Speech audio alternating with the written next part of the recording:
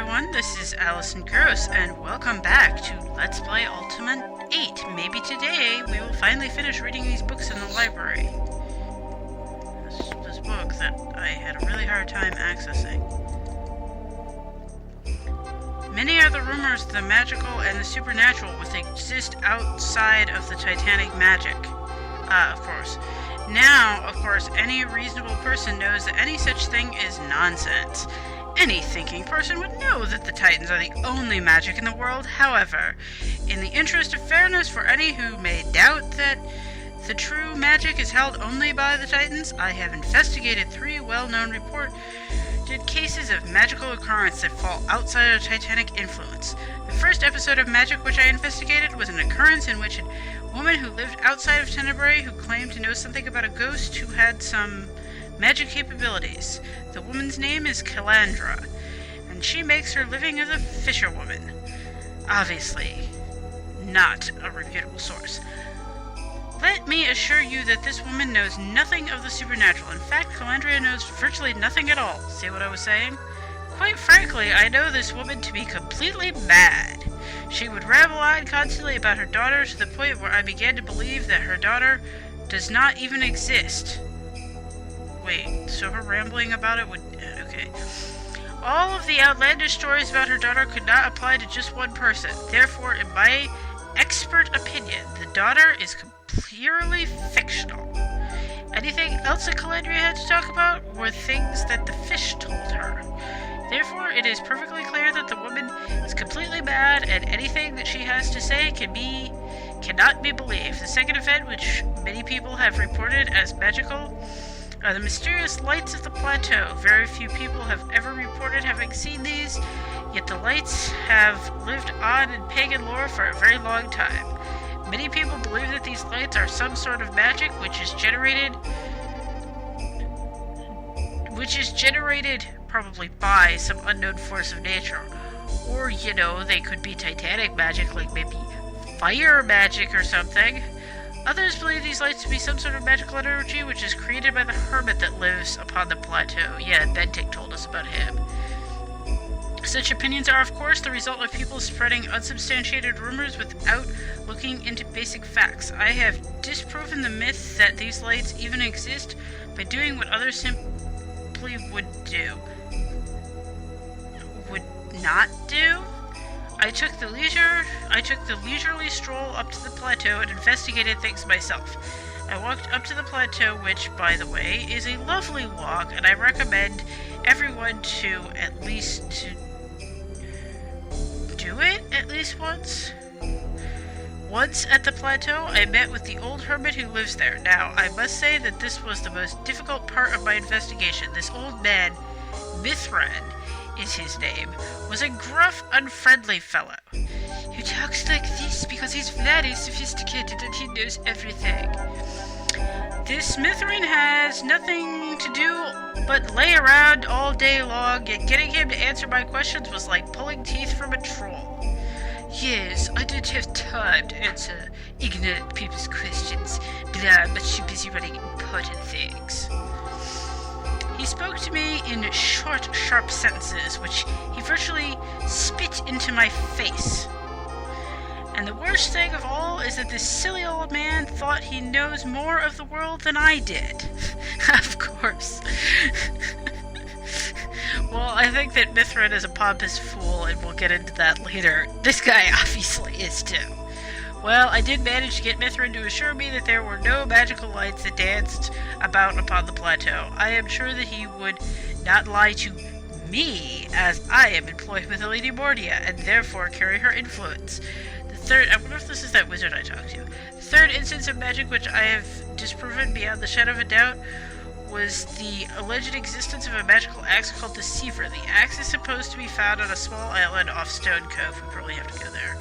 The island, which cannot be seen by land, is supposed to be reached by stones which rise above the water. Oh god.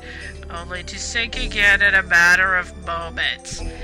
Everybody just take a pause and take a wild, way out there guess what we're gonna have to do. As I had no intention of going through those awful catacombs, I sailed to Stone Cove to investigate. I can assure one and all that there is no island off of Stone Cove, and there is certainly no magical X. Okay, so if the rocks rise and sink, maybe the island rises and sinks too. Did you think of that? Nor did I see any rising and sinking stones. Of course, the stones were the only plausible part of the ridiculous story. Yes, and stones rising and sinking is so ordinary. I did think it quite possible for the lurker to create just such a thing so that she may amuse herself. So there you have it, dear reader. Irrefutable proof that there is no magic in the world other than that which the Titans have chosen to create. I realize that this book may take a little bit of fantasy out of some people's daily lives, but if we are to better serve the lady, we must all now live in the here and now. Yeah, this is like this depressing guy. He sounds like the people who try to like disprove cryptozoologists' theories. It's quite dull. And come back here. Did I read you guys? I think I did. Yeah, this is the thing about the troll. Go away. What about you? What? Let's make a note of this. Now I am really lost. Yeah. Did I read you guys? No.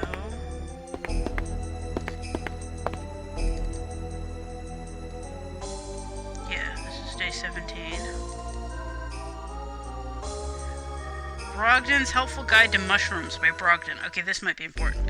Though many forms of vegetation disappeared after the sun ceased its cycling. I thought I didn't see cycling, it just was covered by clouds.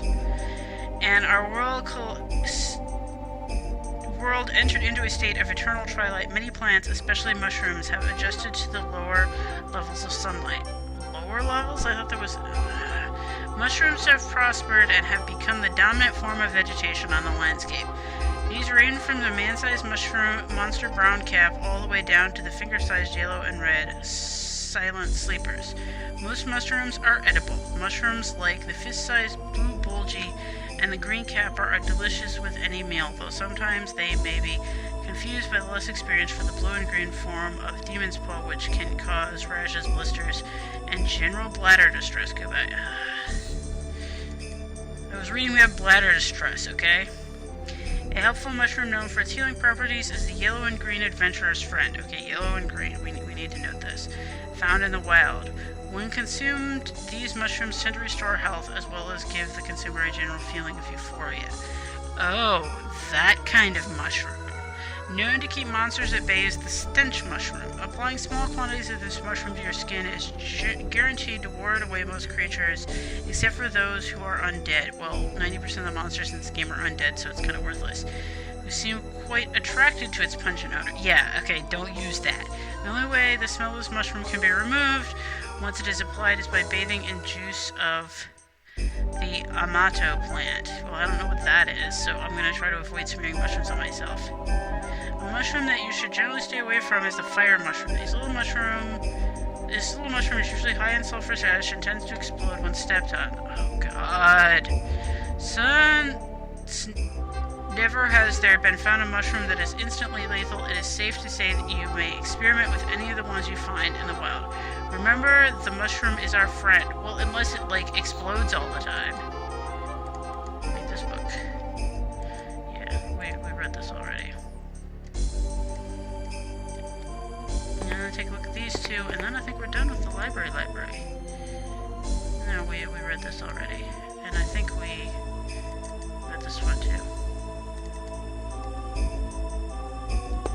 Okay, you dudes are not... Oh my god.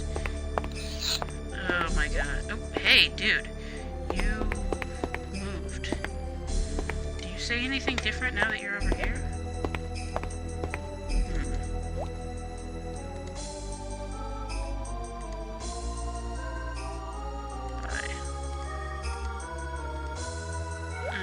See if he's reading a different book now than he was before, and like maybe I can read. No, I read that thing on his desk. It was that stupid thing about cheese. Alright, so we're finally done in the library. Get out.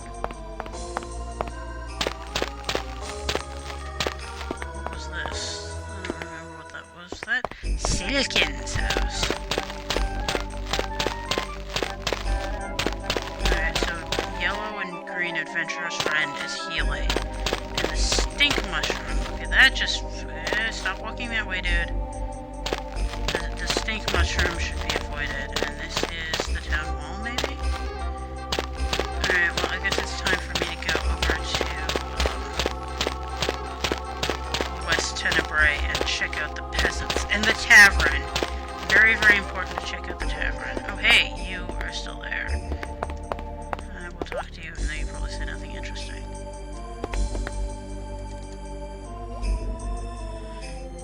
Any old coins you don't want? No. Peasant? What the? May you roast in Pyrrhus's flames for all time. Yeah. I have no money. Okay, so...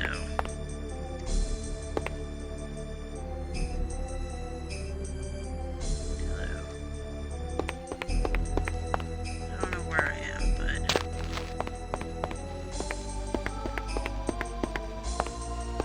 Oh, this is the guard that tells me. Hi, you.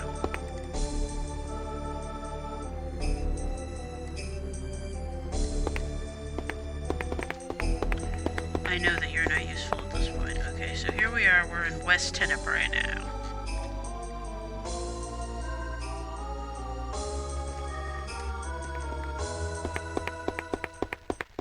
What is this?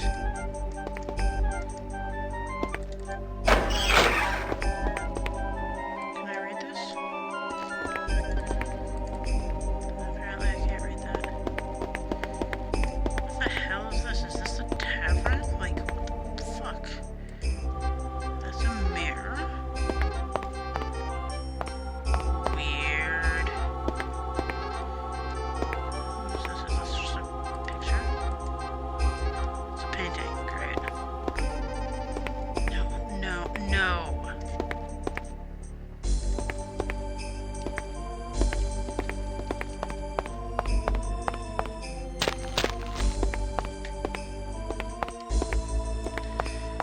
Okay, you know, lots of things sucked about Ultima IX, but let me put it this way. At least it actually had functioning controls. Don't wander off the path yet. We'll keep seeing if there's anything else on the path first, and then we'll go wandering. Okay, well, how about this?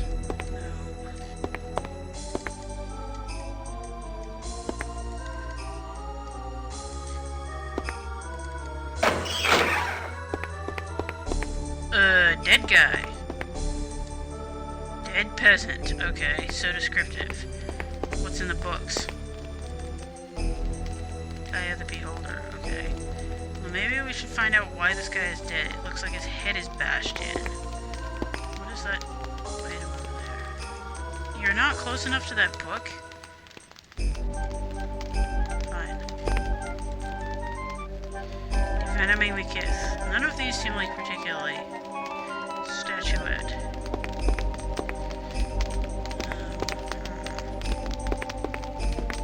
This is just his bedroom. Is there anything in here? Just clothes. Oh my god, you're not close enough to the door. Okay.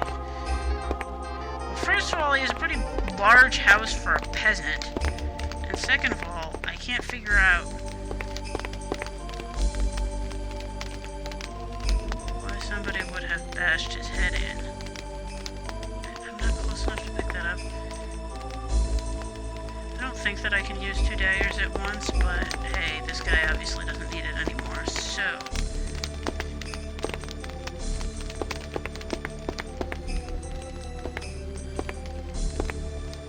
He doesn't seem to have anything else useful, though. Or any hint why somebody, like, murdered him in the house.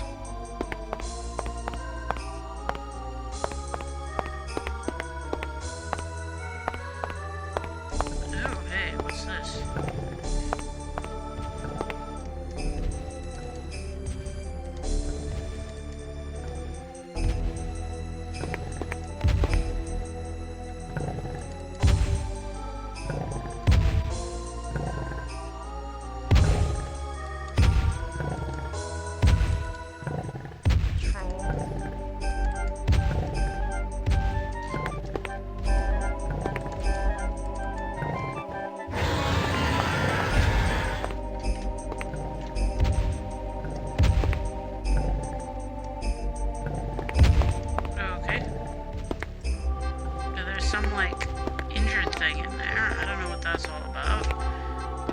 suspect. Hey, you, do you know anything about that dead guy?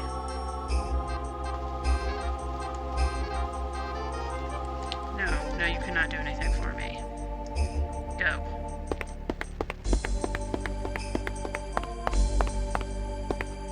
Go down here. Faster. Oh, well, that goes somewhere.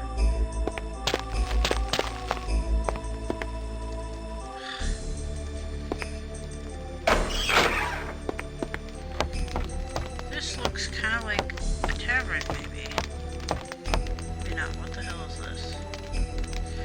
Wooden door axe.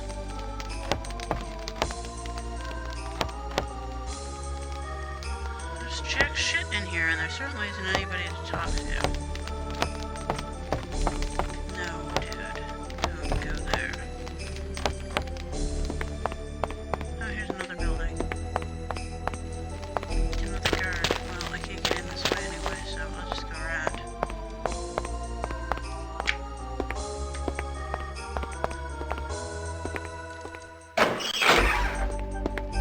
Okay, this looks need more clean glasses. This looks like the tavern. You! Hello. Good day to you. I should save before I go crazy talking to people here. Good day to you. Bye.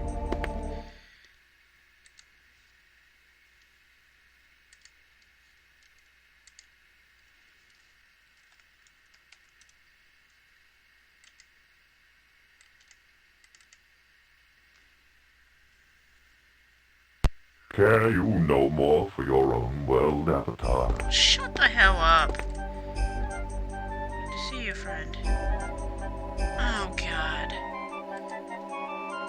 How can I help you? Why do you carry a sword? Because it is mine, and I'll have you know I'm not afraid to use it, okay?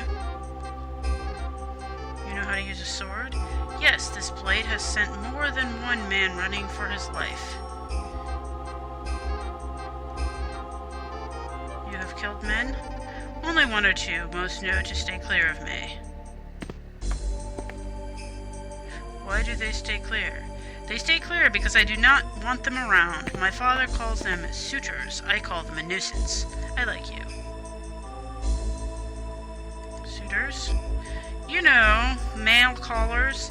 They show up here and hang around like moon calves. One in particular was bad. His name was Cirrus. Tell me of Cirrus. He was a herdsman's son. He wanted to marry me and live in the hills, tending thorax. Now, thorax may be wonderful to him, but I think they are stupid. And they smell. I was so glad when he went to Argent Rock. Why did he go to Argent Rock? It is quite away from here. I'm not exactly sure, but I know you must travel through the cemetery to get there. Why did I ask where? Yeah, I asked where. Why did he go to Argent Rock? They say he has some talent for healing. He always did feel closer to Stratos than he did to Hydros, though he didn't tell his family that.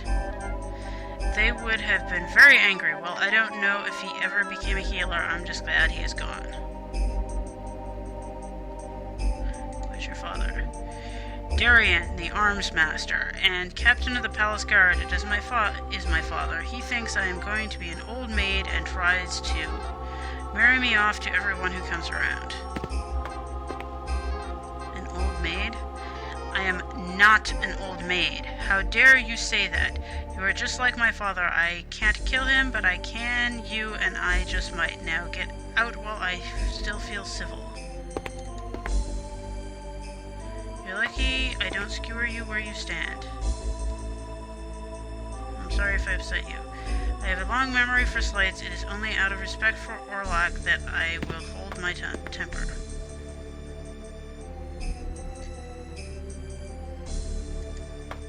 Good day to you.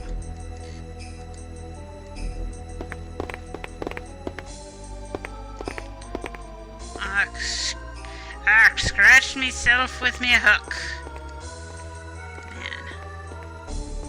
Greetings, stranger. What can I do for ya? I wave my hands. What is your name? My name's Orlok, and what might be yours, friend? I be a pirate. My name is Alison Gross. Well met there, Alison Gross. 'Tis a fine name indeed. Stay a while and listen to me tales. What do you do? Well, now I be a bartender. Can I get you a drink? Tell me of your tales. Aye, me bucko. I know a right frightful tale about a ghost that walks the hills above Tenebrae. Would you like to hear that? That I would. Well, you see, me great-great-grandpappy, John Blowhard, doesn't sound like a reliable person, spent most of his days on the sea. It is said that he came across the lost treasure of the ancient kings. Gold, my friend. Gold beyond your wildest dreams. He brought the gold back here to Tenebrae with the idea of settling down and living out the rest of his life in comfort. Well, that was not to be, for he had no more found a comfortable place to live in when the dreams began to plague him. Terrible nightmares he'd have. Now, my great-great-grandpappy weren't afraid of nothing. He was the bravest man alive. But these dreams would wake him up screaming and shaking with fright. In his dreams, the ghosts of the ancient kings would visit him and demand their treasure back. Night after night, these specters appeared, but my great-great-grandpappy wouldn't give up the treasure. One night, after a particularly frightful visit, he had an idea.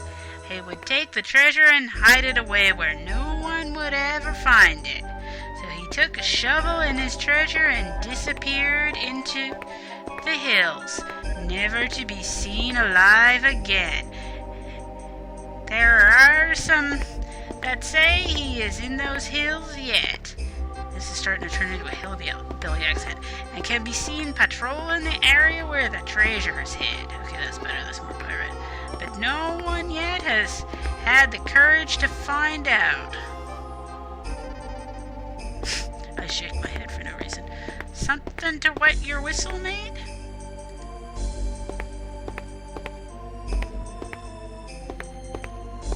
Would you stop staring at that lady? It's good to see you again, Alison Gross. How can I help ye? Tell me of Tenebrae. What would you like to know? Wow.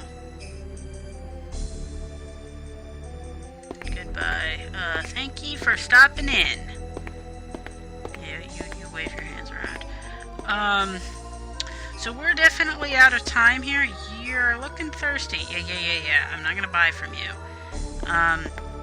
So we're gonna cut the video off here, and we're gonna finish talking to this guy in the next video.